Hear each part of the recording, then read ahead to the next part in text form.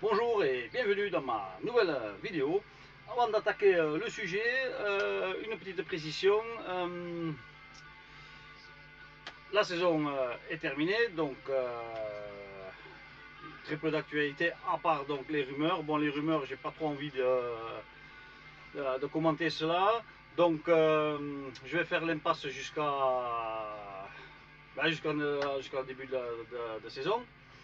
Mais ce que j'ai pensé, c'est qu'en attendant, cet été, je vais faire quelques vidéos sur ce que j'ai vécu dans les années 70-80.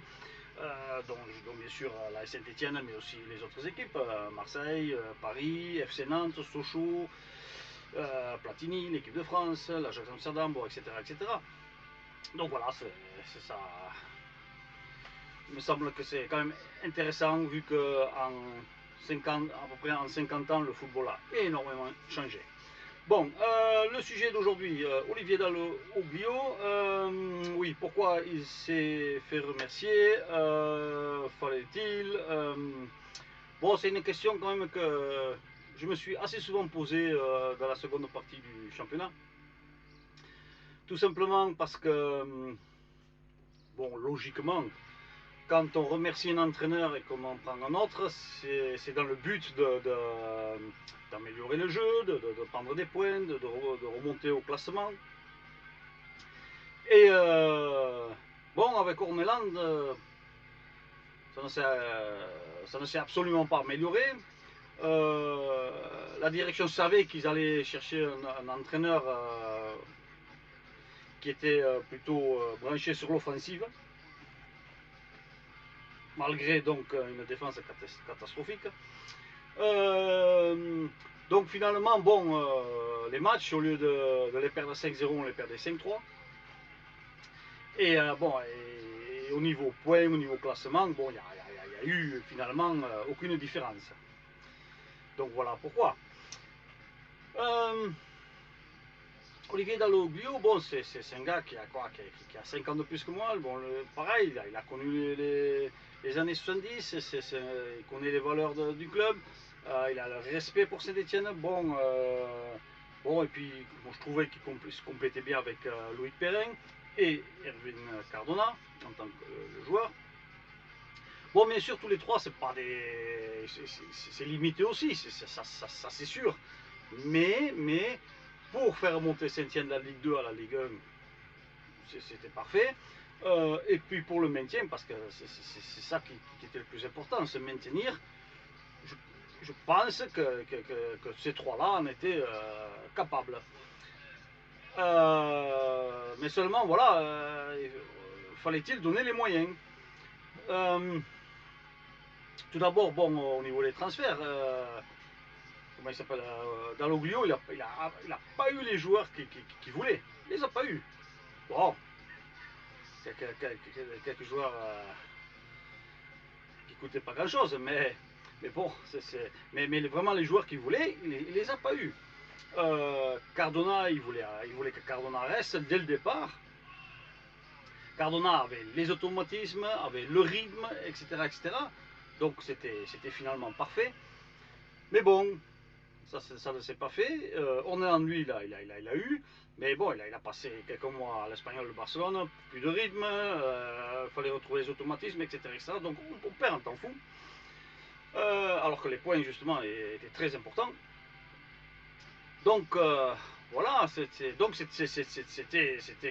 très dur. Bon, on le voyait dès le départ. La direction ne voulait pas Dalloglio. Et puis quand il y a eu, quand on est arrivé vers la trêve hivernale, bon, il a dit, bon, pour la Noël, lui, il aimerait bien que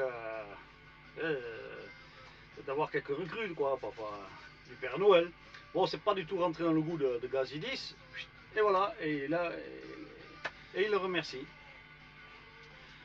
Donc, ouais, donc voilà.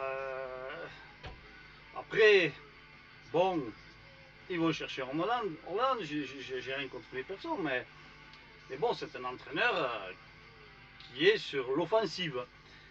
Ça, la direction, je le savais. La défense est catastrophique, mais on va quand même chercher un entraîneur qui est branché sur l'offensive. Bon, ça c'est bon, ok. Mais bon, moi j'ai un fort doute quand on lui a dit bon ben, le maintien c'est pas le plus important. Le plus important c'est de valoriser nos transferts, c'est-à-dire Jurico et comment il s'appelle Stassin. Bon, eux deux ils ont coûté à peu près 16 millions. Et à ce niveau-là, c'est sûr, il a réussi. Il a réussi puisque bon, l'un il vaut plus et l'autre, bon, enfin, en tout cas, ça a marché à ce niveau-là. Donc bon, la direction était contente. Honeland, il n'a jamais été sous pression, jamais. Voilà, et puis bon, quand ça en venait au fait, bon, voilà, les jolis discours. Ah bon, comment il s'appelle Gazidi, je disais que bon, c'était pas prévu au départ de reprendre l'équipe en Ligue 1, donc en Ligue 2. Alors, bon, bon, on nous prend pour des cons finalement, parce que bon, le gars il est quand même pas con. Les supporters, nous ce qu'on veut c'est la Ligue 1, c'est pas la Ligue 2, ça c'est clair. Mais bon, apparemment ça ne leur dérangeait pas de descendre. Voilà. J'ai plutôt eu l'impression qu'il nous endormait un peu. Le grand Caribou là-bas, le Canadien, il arrive, ben, c'était le match à domicile contre Lens, et il va dire, bon, ben oui, un club comme Saint-Étienne est un club qui se doit de gagner des titres. Et puis 6 mois plus tard, on descend. Bon, voilà,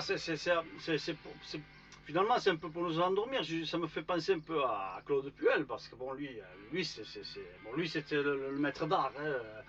Puel, il perdait ses matchs, mais avec ses discours, il endormait tout le monde. Au final, lui, Saint-Étienne perd et les gens, ils étaient contents. Voilà, au final c'était ça, quoi. Donc, bon, voilà. Donc, avec la direction, bon, toute la saison, j'ai jamais eu l'idée que la direction même a tout fait, ou enfin tout fait, au minimum fait quelque chose pour se maintenir. Donc voilà, oui, bon, donc c'est logique que ça me fout un peu la rage, oui.